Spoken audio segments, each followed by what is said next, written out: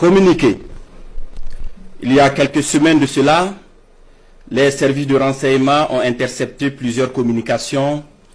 entre un individu et des chefs terroristes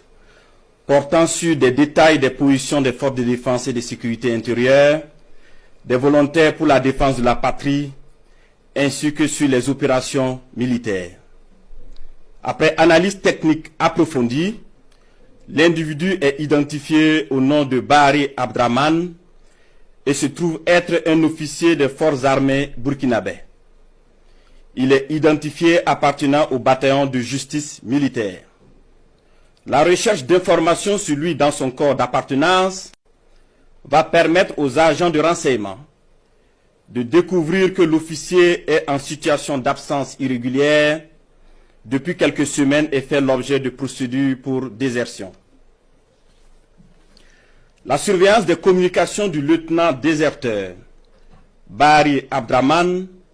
va donner des liens supplémentaires qui vont intéresser les services de renseignement, notamment avec un officier des forces armées du nom de Compaoré Joani, un ancien sous-officier de l'armée burkinabè du nom de Zerbo Laoko,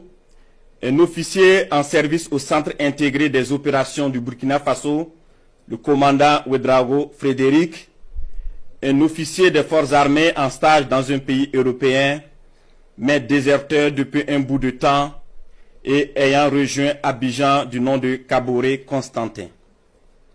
Le travail minutieux des services de renseignement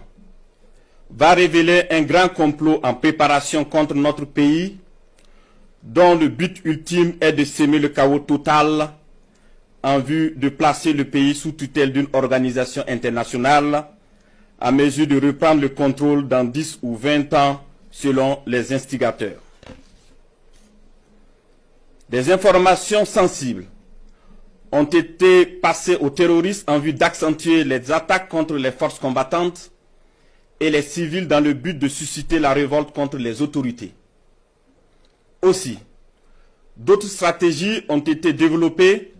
pour désorienter les services de renseignement afin de les amener à faire des arrestations massives au sein des forces de défense et de sécurité intérieure et espérer ainsi créer des frustrations et un sentiment de peur.